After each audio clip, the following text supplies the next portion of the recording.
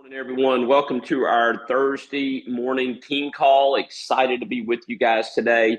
I do want to apologize. I know that the big announcement came out that we were actually doing our GPM training today with John Barlow.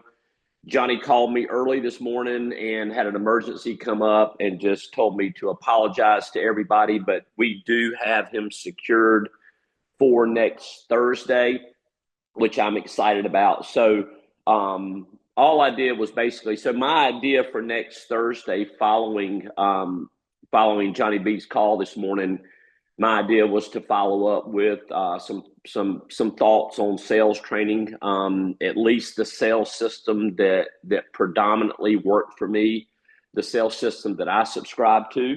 And so I'm just going to flip those because they do go hand in hand with GPM. Most of you guys know that in my career, GPM was my top carrier, okay? It was not my top commission product, okay? Like it's not your top commission product, but it was in the ballpark, and the advantages that the GPM gave me, they were just too good not to roll with it. So I did not worry about a few percentage points on commissions or anything like that. I went ahead and I was committed to doing what was best for the client, which served me really, really well because I was able to replace a lot of products that had been written prior to me calling my A-leads. Sometimes I was first in the home and sometimes I wasn't. So anyway, excited to be with you today. I'm going to launch into sales training, maybe do a little bit of team building, but here's my whole thing for today. Okay. I want your engagement. I want to know based on the comments. I want to know what questions you have that pertain to your business. And I want to know, are there any things that were taught today that really stood out to you that made an impact? If so, maybe type a little comment and emphasize that.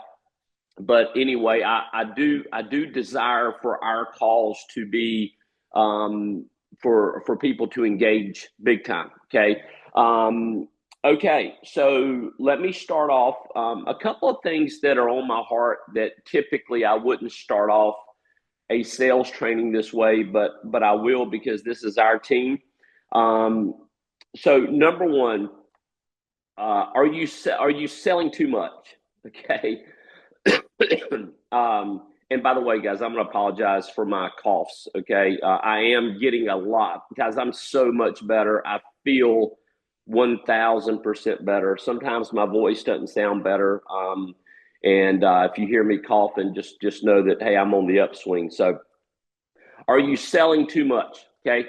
Sometimes I think that based on lack of cash flow, it could be lack of cash flow or it could be lack of number of appointments. But when you get that person, when you get in the home with that person or you get them on your screen, your whereby, whatever tool you use, if you're doing virtual, are you trying too hard?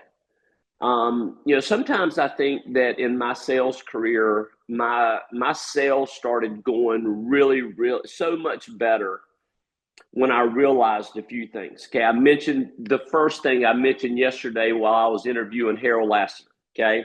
And that is when I realized that a lead was not retired until that person said no to my face. Okay.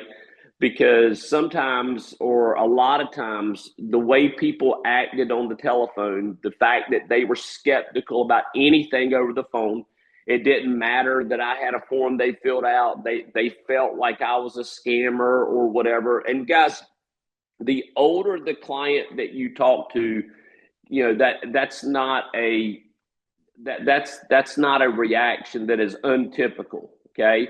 And it's not that I wasn't able to book appointments with skeptical people. I certainly was, but there were some people, especially like the the person that I talked about yesterday morning, who I called on a Saturday morning, and it was like, the world had ended because I had called them on a Saturday morning, and I was trying to somehow take advantage of them or scam them or whatever.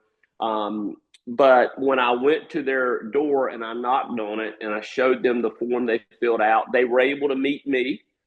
So I was typically, when I was out in the field, I was typically dressed in a golf shirt and, summertime, North Carolina, high humidity. I was in nice golf shorts with loafers. Okay, I definitely did not wear long pants in the summertime, but my golf shorts were down just above the knee, so it wasn't like these tighty short, whatever.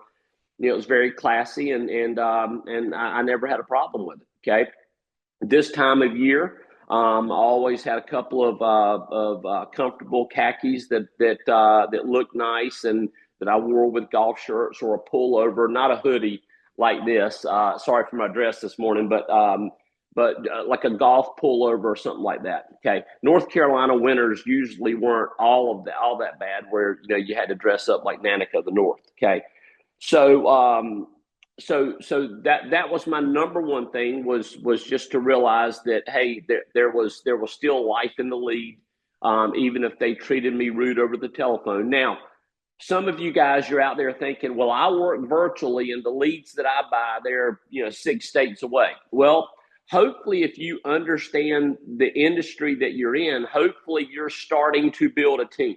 Okay. So one of the biggest tips that I can give you today is wherever you're getting consistent leads, I don't care if they're A leads or they're aged leads. Okay, I don't care. But if you're working a different state that you live in, I would be prospecting to try to find an agent or three in those areas where you own leads.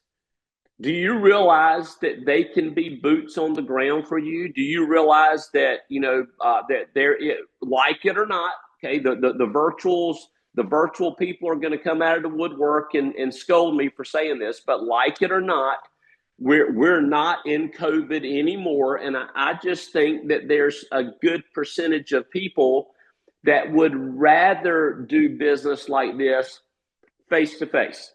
Okay. Now, doesn't mean you can't work virtual, but what it does speak to is when you see the lower close ratios of virtual compared to the close ratios that you hear from people like me that were face to face. Okay. Virtual is wonderful. And there's some of you got to work virtual. There's some single parents out there. Working virtual is not like it's just a convenience, and I like being at home and I don't like being in my car or whatever. Okay, but for some of y'all, working virtually it's mandatory. Okay, so thank God that we've got virtual for you to be able to make that work, and you can go out and serve middle income America. So, but as I'm talking right now about things that I learned that had a big impact on me, number one was, again, when I bought a lead. Okay, I didn't get all down in the dumps because they said no over the phone. I didn't get down in the dumps because they treated me rude. I knew there was still life in that lead. Now, for those of you guys that are investing in leads, let me tell you the good news. There's life in your leads. Okay. But we've got to start working and being intentional on hiring people in the states, maybe even the very counties that you're working that's so far away from your home base. Okay. Because they can be people that work behind you.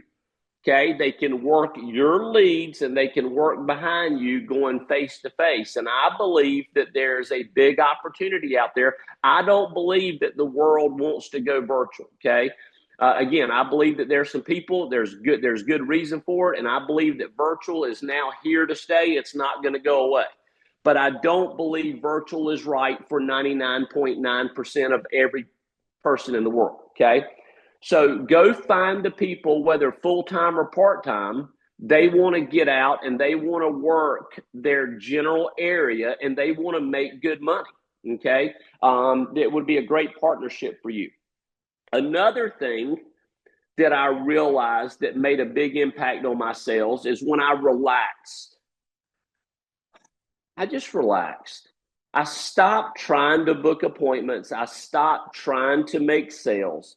What I'm getting ready to teach you guys, I'm telling you, for somebody out there, this is going to be like massive. Okay, let me even see if there's anybody out there. Okay, all right. Thank God there's somebody on this Zoom. Okay. One of the biggest things that I discovered, and I say I discovered it, nobody ever taught it to me directly, okay? But I remember that it was Saturday morning. Saturday mornings were typically like I would organize my A leads on typically on Friday afternoons. Later in my career, I started making my dials late Friday afternoon just because I learned that people's mindset, like they were happy. It was Friday afternoon, right?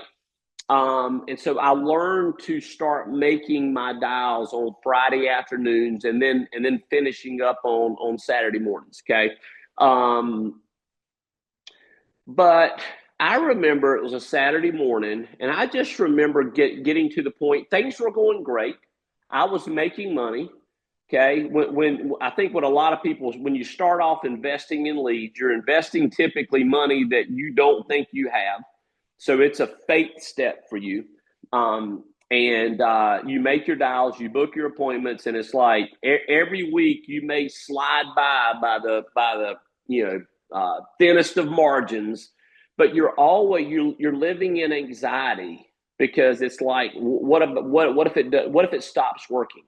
What if nobody says yes? What if I don't book any appointments? What if I don't make any sales? And Kali, I'm spending, back then, I forgot how long we had to give a commitment for, but it was like, it was like we couldn't shut our leads off, right now. And like, okay, we had to, I was in partnership with somebody that was mailing.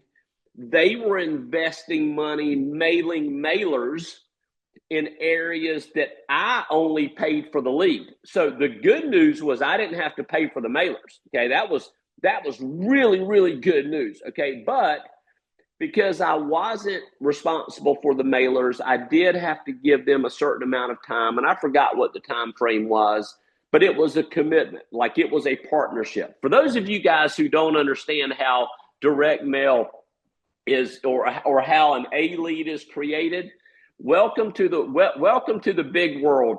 You're learning today because you need to know, like you're in partnership. Like when I learned of all of the things that Equus did for me as an agent, see, I came from the world of being a broker. I came from the world, I had to pay for my own mailings. You want to talk about getting into a situation that you don't want to be in? I remember dealing with a company out of Atlanta on my mailings. And I remember, like, dadgum, like they wanted $7,500 every time you turned around. Like, we needed another $7,500 deposit. We needed another $7,500. Like, $7,500 deposit was their favorite word in the world. And so when I talked to Barry about Equus, and he said, "Hey, so our agents only pay for the leads that come in." And I went, so there's a fixed price based on the average return rate. They don't have to pay for their mailers. They don't have to put their skin in the game for the rate of return.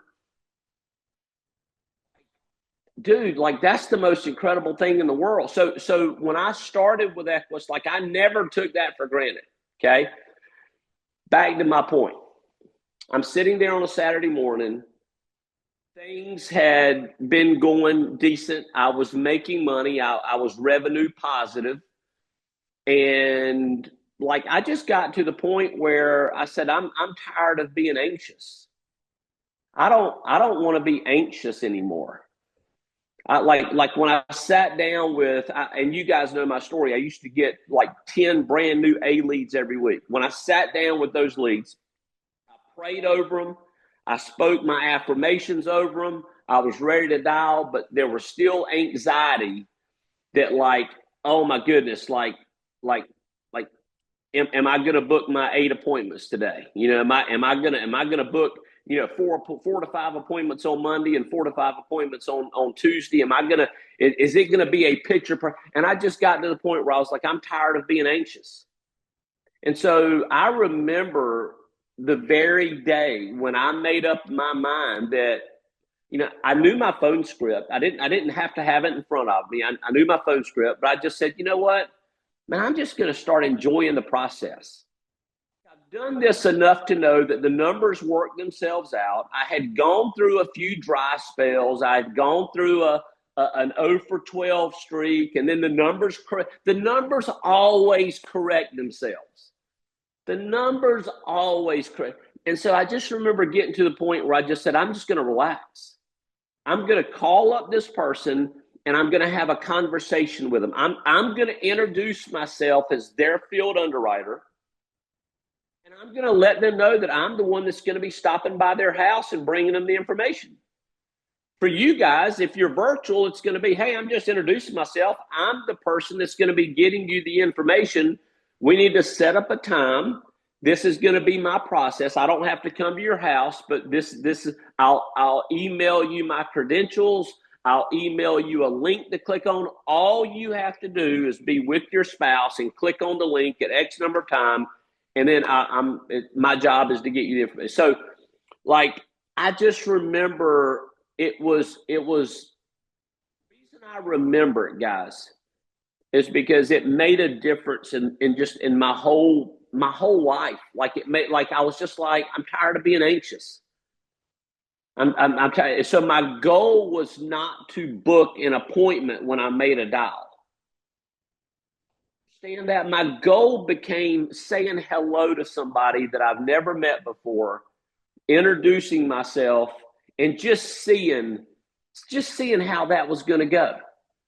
Like, so when I made my dials, that was the attitude that I made my dials. And I'm gonna tell you physically, my phone skills and my results, I believe, from that day forward got better because I took myself out of feeling like I had to, like, say the right thing and book the appointment. And if I didn't book the appointment, I didn't say the right thing the right way, and I beat myself up over it. No, I didn't do that anymore. So I just remember being relaxed and calling people up. You know, hello, Bob. My name's John Kight. How are you today? I'm doing fine. Or, you know, if they were from up north, they would typically say, I'm doing fine. Who's this? Who are you? Who's this? Hey, my name won't ring a bell. We've not met yet, but I'm the field underwriter that got assigned to that request that you filled out and sent in. You or your spouse filled it out and sent it in, but it's on that property, 333 West Oak Street. Looks like your mortgage is $386,000. And when you took that mortgage out, I know how they change hands quickly nowadays, but when you took it out, it looks like it was with Wells Fargo.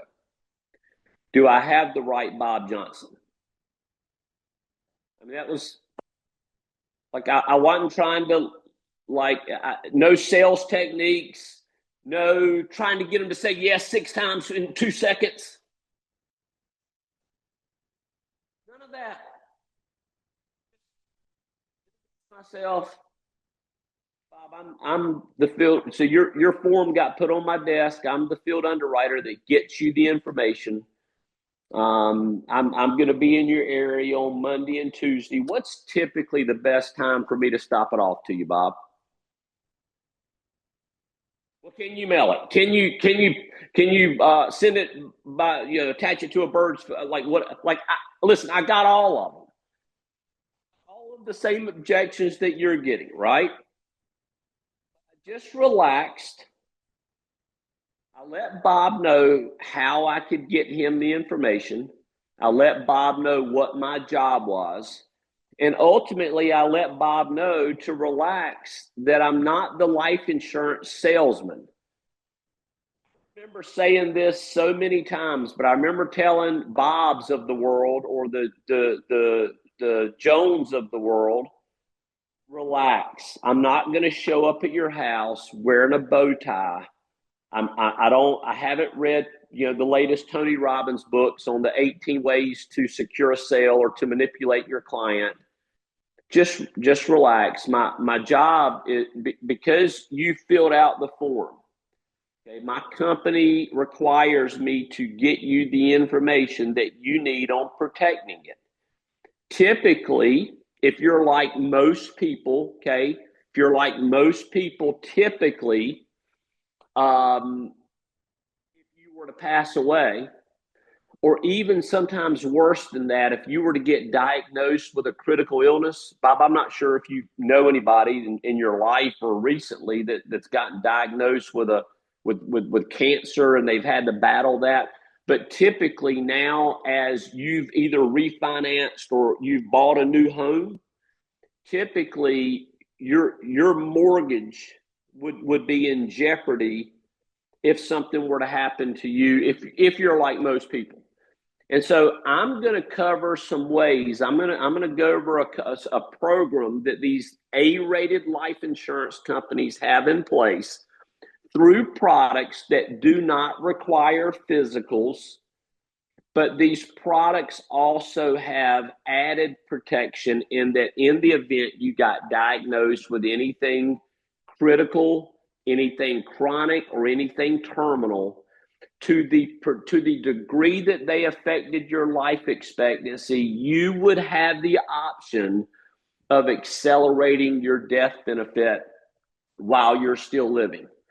So, Bob, I can't tell you the importance of putting this protection in place if you're like normal people.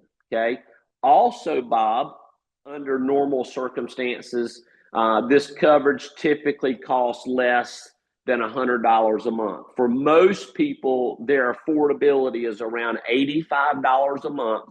And typically, we're able to create an incredible protection plan for $85 a month. Now, do I do that on every call? No, but I'm just going through just my attitude. Like, I relax with people. See, I think some of y'all, you get on the phone and it's like your whole goal is to book an appointment and you got to do it this way and read your phone script and you can't talk to them or you can't relax with them. I can't tell you how many times, again, I worked Eastern North Carolina. It was the fastest growing county in North Carolina is a county called Brunswick, which is just south of Wilmington. But I remember just looking at the cell phone numbers, and I would type in like the prefix, and I would go, well, man, this couple just moved down from Massachusetts, or this couple just moved down from upstate New York, or whatever. But I just remember when I got them on the phone, I would make a comment, hey, Jimmy, your prefix says you're probably up somewhere upstate New York. Is that where you're from? Is that where you're moving down from? And we just start conversations. And if it was yes, I'd find out, hey man, you a Buffalo fan? You a Bills fan? Back when I was in the field, the big rivalry in hockey for us as Carolina Hurricanes was the Buffalo Sabres. So I had guys, I can remember phone calls where I was booking an appointment, but I had like a 6 to 7 minute full-blown conversation about hockey or football. I remember having conversations about snow. I would let them know, hey, I'm down in Carolina, man.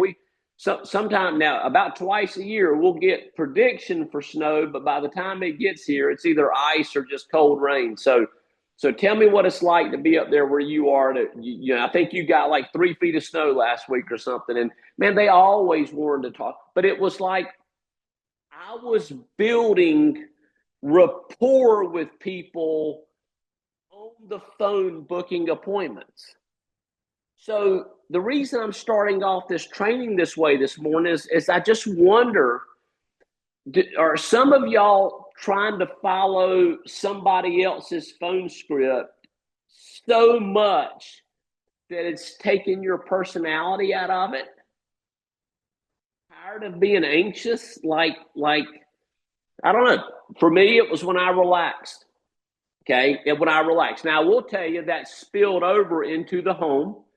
Okay. I never wanted to go into the home and feel like I was selling somebody. Okay. And so a lot of y'all know my story. I'm not preaching at you when I say this, but when I started my insurance sales, I didn't think I was going to be good at it. And so I had to do it because I had to make money for my family. So I remember praying to God, and I told God, I said, God, I don't think I'm going to be very good at this, but here's my deal. Okay. I'm going to have conversations with people that about why they filled out this form. I'm going to have conversations with people about life insurance with living benefits.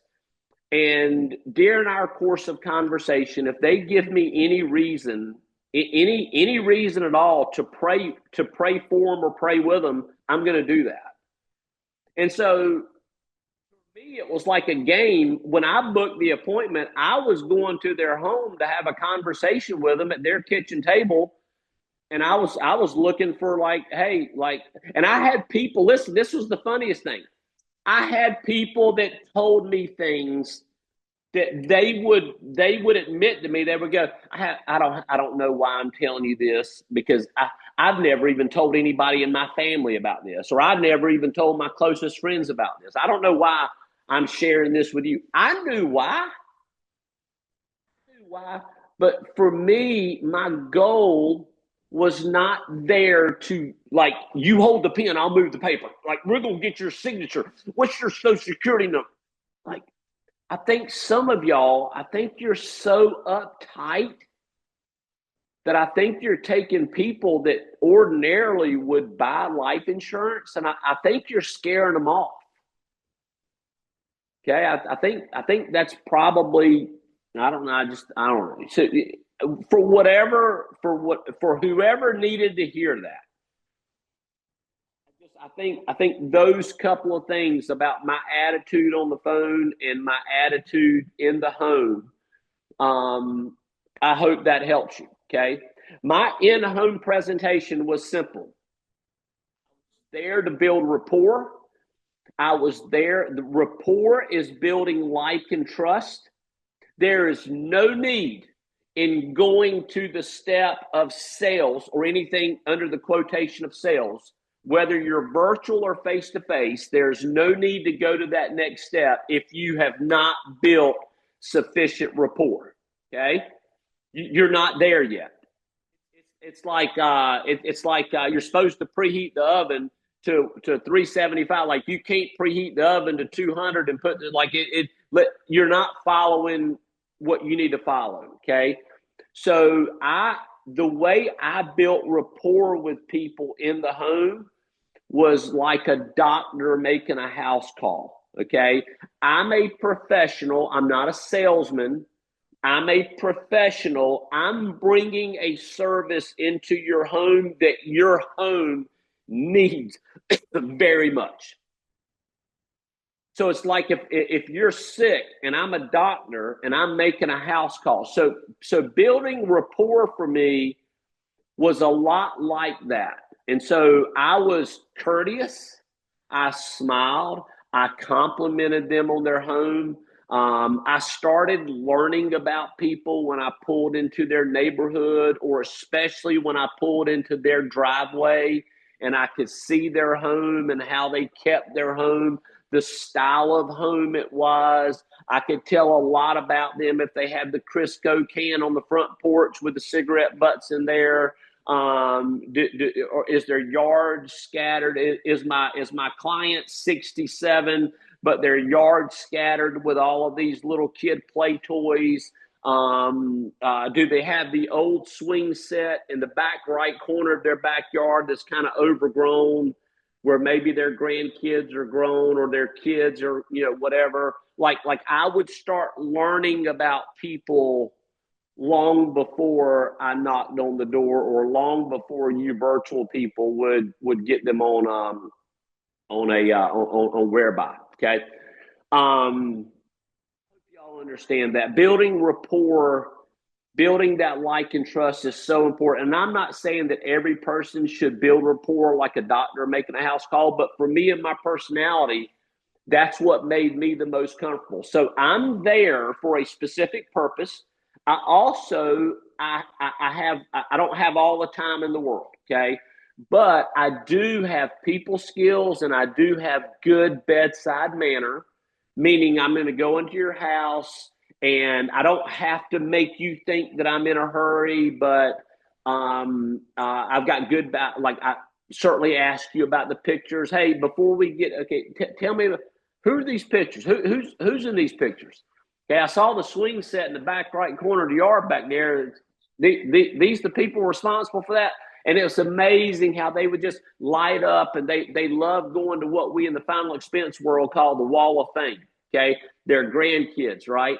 And so building rapport is so important. So for me, I always like I wanted to know that fine line between the rapport's been built. Now we need to move. Now, like it's time. I'm here for a specific reason. I'm not making a visit, and I don't have anything to do for the next 6 hours. Okay, um, and so I would typically be the one that would initiate.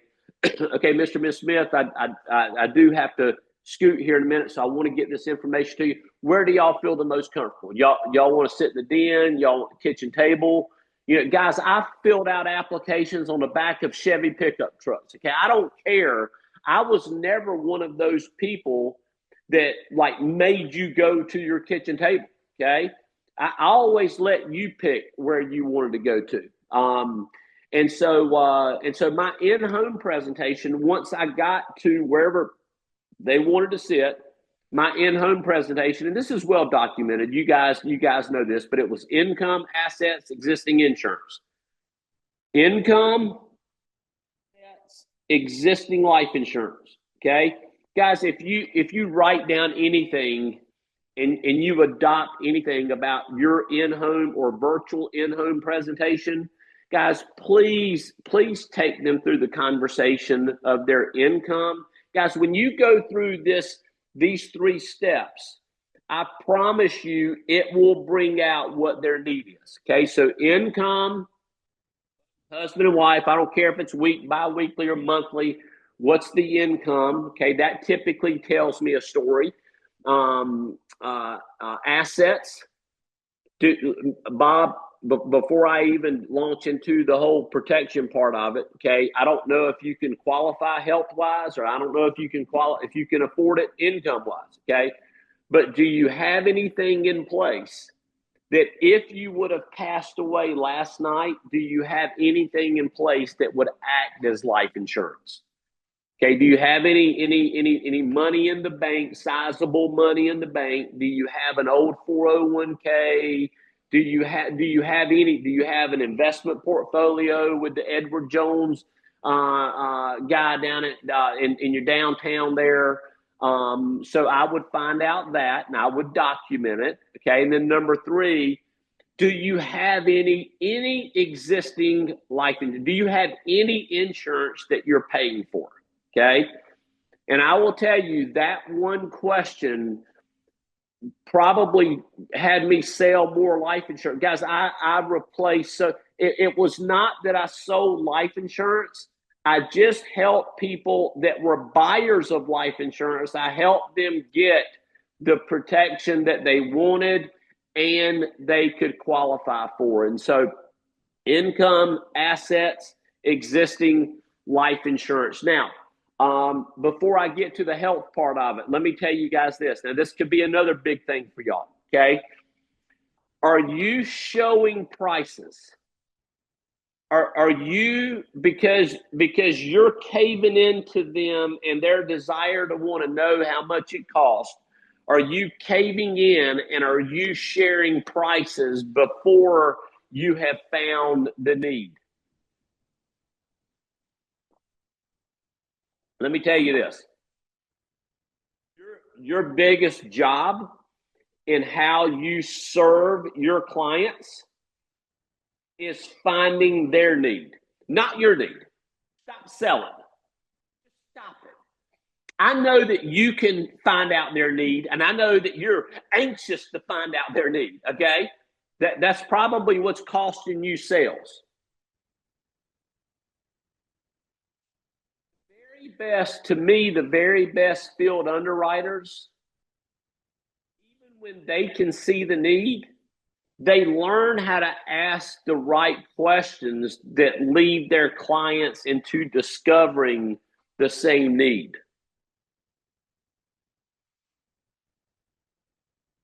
I don't know if I can say it any better than that. Finding the need, finding the reason why they have you on the phone is huge. And then once you find that need, once the need is communicated, then it is all about their budget. Their budget is king. And if you don't learn how to act and be an advocate for your client, you're going to cost yourself sales. Okay. Your job is not to sell a life insurance policy, and your job for dadgum sure is not to sell a life insurance policy that costs a cent more than they can afford. Okay. You need to be their advocate. You are there representing life insurance companies to them. You're right now formulating the plan. You're formulating their situation so that you can represent them to the life insurance company. You're there to help them put together their application for consideration whether that life insurance company is going to accept their risk or not. Do you understand how important budget is to people? Do you understand that the reason that a lot of people don't want to sit down with you is because they think you're going to try to sell them something? One of the best sales trainings I ever sat in, I can never do as good a job as this person, but I remember this person he was like, hey, when you get on the phone with somebody or when you walk into somebody's home, you represent a cost to people. You represent a cost to people. That's why they don't like you. But if you're good at what you do, through your rapport building and through your initial fact-finding stage of income assets, existing insurances, identifying the need, you're building your value. When your value gets bigger, their perceived cost, now you're not selling them, they're buying. They don't want the life insurance policy. They want what the life insurance policy does. You've done a good job at making sure that you communicated to them what this policy is going to do for them. I've done this training 100 times. Y'all know it better than I do, but I'm going to remind you. Based on the age and the health of the client, your life insurance policy that they can qualify for, it's either going to give their beneficiary money or time. And if y'all listen to me, please listen to me. Please listen to me. The majority of the coverages that you write in this mortgage market of today, we're not in the mortgage market of 2002. We're not in the mortgage market where inflated 22-year-old kids, 25-year-old kids with no money qualifying for 400. We're not in that market anymore. Typically, that you write, you're going to write more permanent coverages because you're going to be dealing with middle age. And when I say insurance middle age, I mean anywhere from 50 to maybe 70. But you're going to be 45 to 7, but you're going to be dealing with people that either you're going to plan on them dying or living. And I always loved having the conversation with them about, hey, being that you're based on what you've told me about your health, you are insurable. Congratulations. Most 56-year-olds are not insured. Most 68-year-olds are not insured. You're not like most people in your age group. You are insurable. Now, if these really smart people called actuaries, if they would approve you for an X policy, that means they don't think the probability is good that you're going to die. So, being that, why don't we plan on you living? So instead of falling in their trap and taking their term policy for 20 years, got it? You got it? 58-year-old, your term policy, yeah, like you're in good health. Let's plan on you living past 78. Let's do that. Just for kicks, let's plan on it. Okay, Miss Smith, are you on board with that, or are you okay? Or you tell me now in your heart of hearts. Want to put a policy in place that if he lives past 78, it's not going to have any value at all? Or do you want to put a policy in place that no matter how long, see, the actuaries don't want to put this policy in place. Yes, it's lower face amount, but it's guaranteed to pay out. Guaranteed to pay out. And so let's plan on you living. Let's put a policy in place that rewards you for living. Let's put a policy in place that no matter how long you live, it's going to pay out to your beneficiary. Okay. Here's what I'm saying. Okay. And I don't want, okay, here, the simplicity of it is this. You've got to get good at selling time as good as you are at selling money. Sit down with a 73-year-old and their only option in their affordability is a $12,000 whole life policy with Mutual of Omaha. And their whole idea of protection was to cover you get this. Now, this is going to be the funniest thing I say all day. Now, y'all don't laugh too hard, but they're 73. They had a heart attack 6 years ago, but they think they're going to get a term that's going to cover their full mortgage for $62 a month. Isn't that the funniest thing in the world?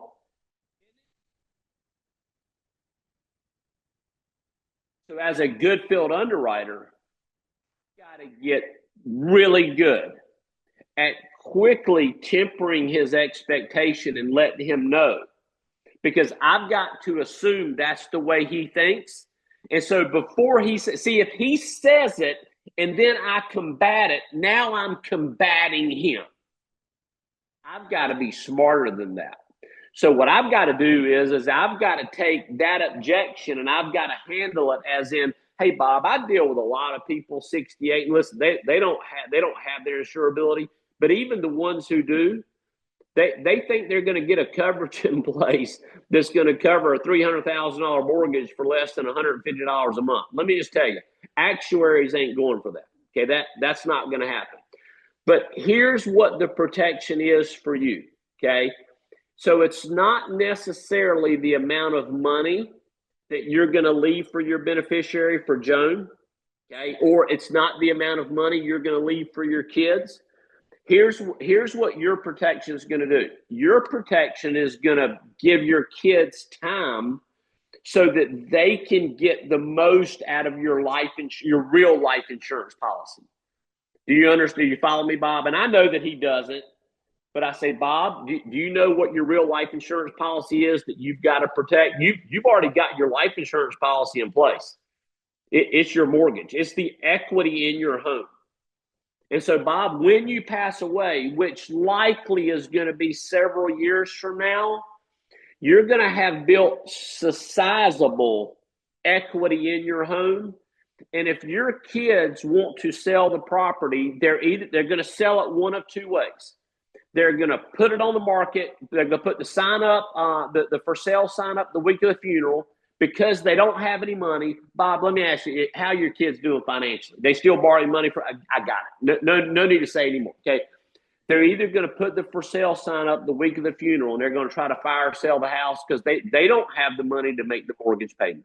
Okay, so they're going to fire sell the house, and they're going to get what they can for, and they're going to okay. Or why don't we put permanent coverage in place that no matter how long you live, it's going to cover X amount of mortgage payments, so that when you pass away, you're making the mortgage payment for them from the grave for X amount of time, so that no matter what's going on in the mortgage world, no matter what's going on in the mortgage market, they've got the time to make sure that they sell your house in a position of strength, not a position of weakness. Do you realize what that could literally mean? Like 6 figures more for your kids than not put in place. Okay. So guys, do y'all understand that? Do y'all understand a lot of people think life insurance is money, and that's why they're so focused on face amount.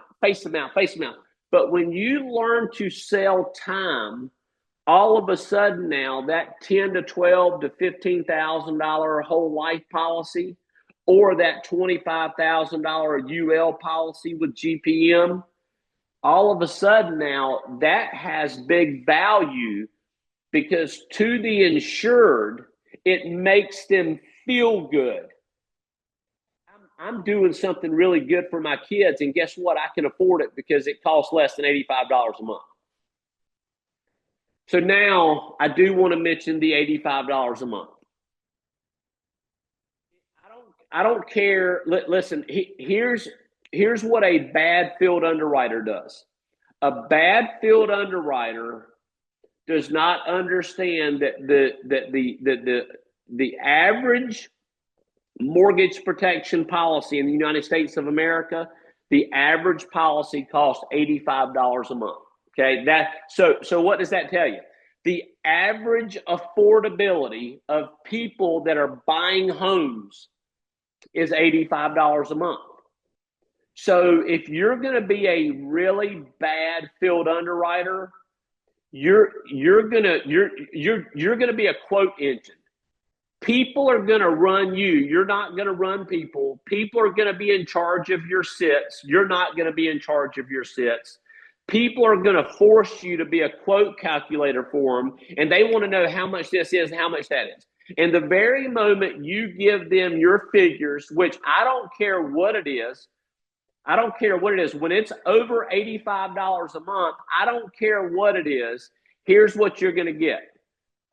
Everything looks good, but we want to think about it. Okay, here's what people are telling you.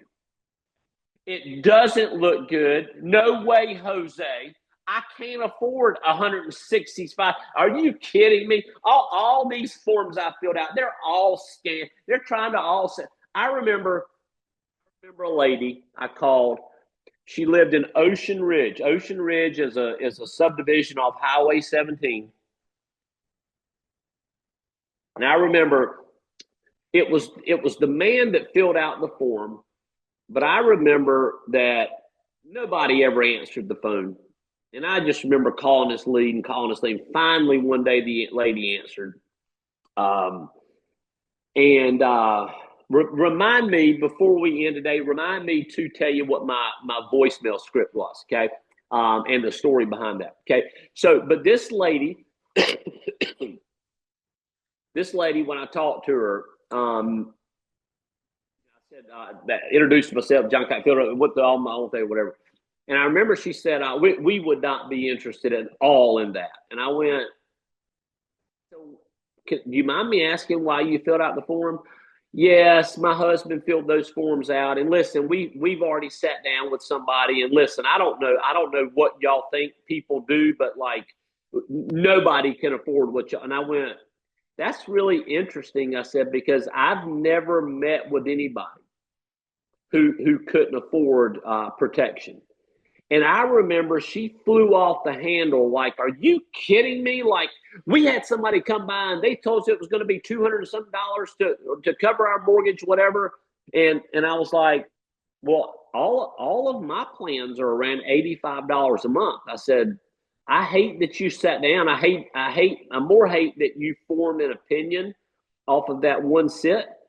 I said, but I can guarantee you that, I don't know what type of health your husband's in, but I will just tell you, like the plans that I put in place are around $85 a month.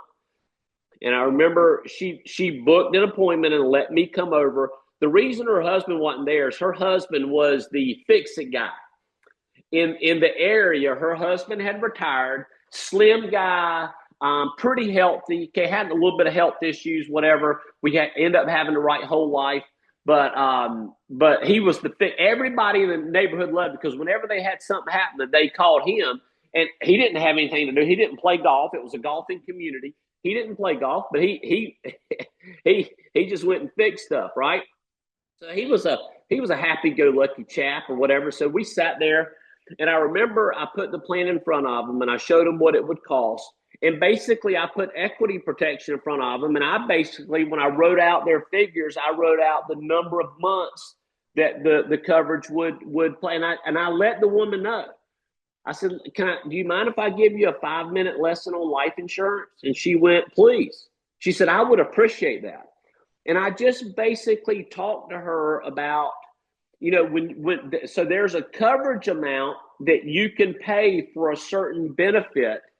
There's a coverage amount that the insurance company puts in place. Okay, it's it's what it's going to cost you to basically cover. Okay, and then there's an amount that's not put by the insurance company, but it's the maximum amount of money that you could pay for life insurance. And do you know why the government would get involved in telling you the maximum amount of money you could pay for life insurance?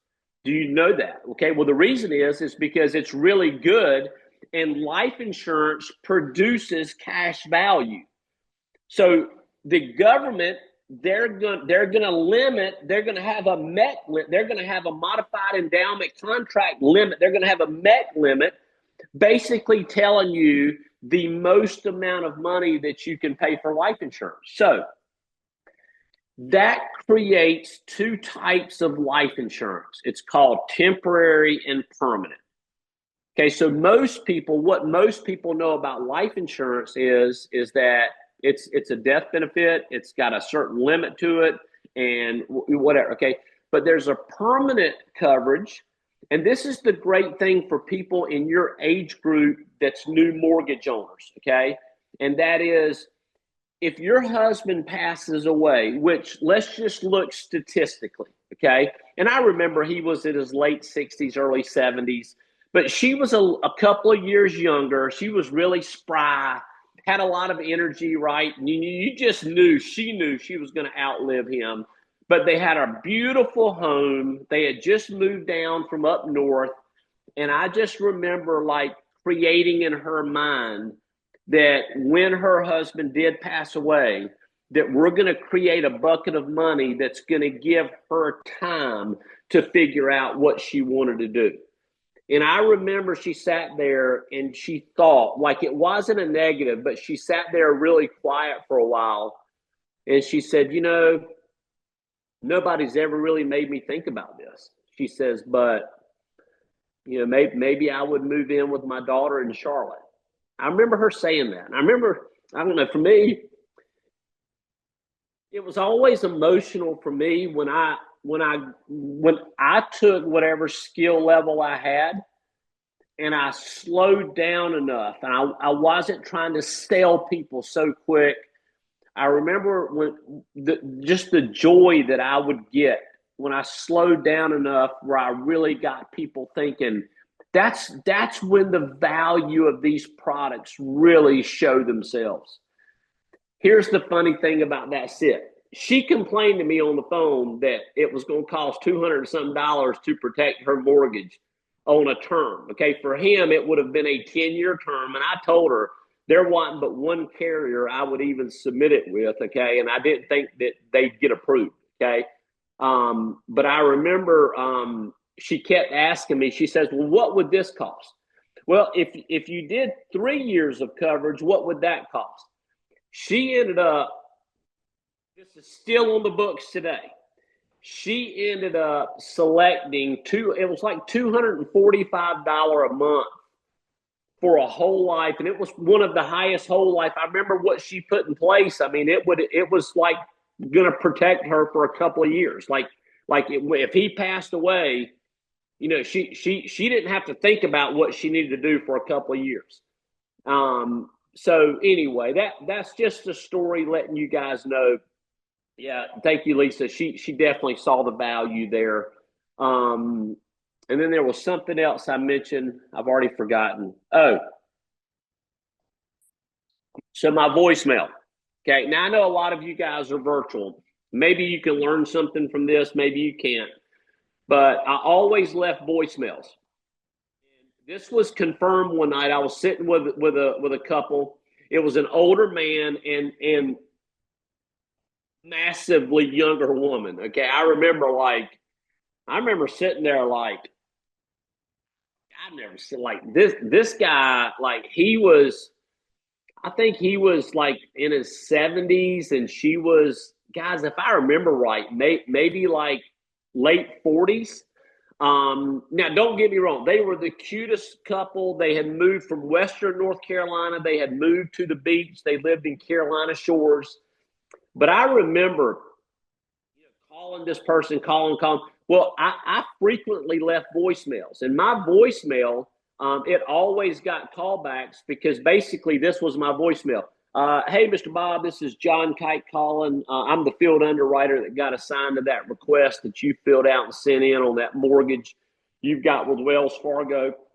Looks like it's $367,000. I'm the field underwriter that my job is to get that information to you. I'm going to be in your area probably on Monday and Tuesday of this week. I don't know if they'll have me come back out any other times, but Monday and Tuesday for sure. I can't get you on the phone, so just know that I'm going to stop by, going to introduce myself, get the information to you guys. I've got your address at, and I would tell them. So basically, the message I left them, they knew that I knew where they lived, and they knew I was coming. I would let them know I drove a white car, and that I would probably try to come sometime around 4 or 5 o'clock or whatever time I said. But I just remember I used to get a lot of callbacks. So I always left messages, and I always laughed at these mortgage protection salespeople that never leave a message, never leave a message. Well, I remember sitting down with this couple. Again, he was in his 70s, she was in late 40s. And I remember writing this big life insurance policy, this whole life policy, because this guy was putting equity protection in place for his wife.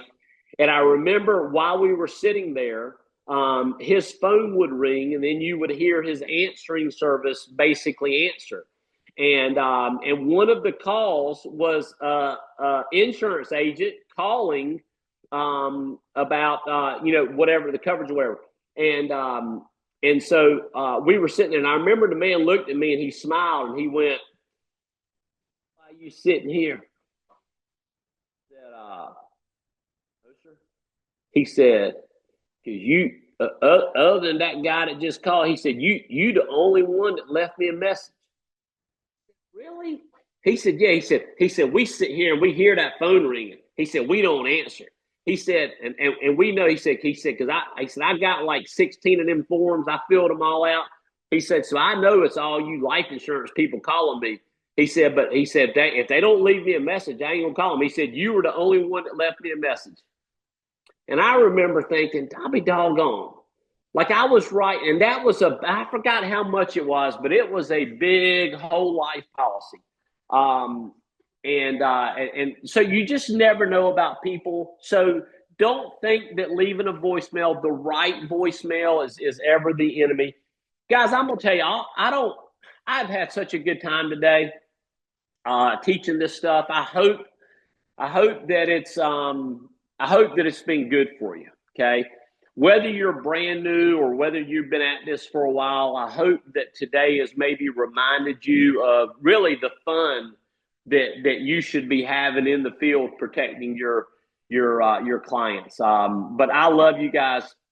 Tomorrow at 10 o'clock, we've got Barry Clarkson. Barry Clarkson tomorrow at 10 o'clock. Guys, I've never, ever, ever seen Barry as excited to grow Equus Financial that he is right now. I'm just telling you, I've never. Even back in the early years of growing Equus, I've never seen Barry Clarkson as committed as he is right now. I'm begging you guys, if you are in the distribution building business, you need to figure out whatever is holding you back. Just take care of it. Just take care. If it's money, go sell a policy. Okay? Take care of what you need to take care of, but you need to position yourself on the 31st and the 1st, that Saturday and Sunday, Friday evening through Sunday at noon. You need to position yourself at the Greenbrier. Guys, this training, this leadership is going to be phenomenal. And one of the biggest reasons I say that is because I've never seen Barry like he is right now today. Never seen that. Great time to grow your business. Love you guys. See y'all tomorrow morning at 10 o'clock.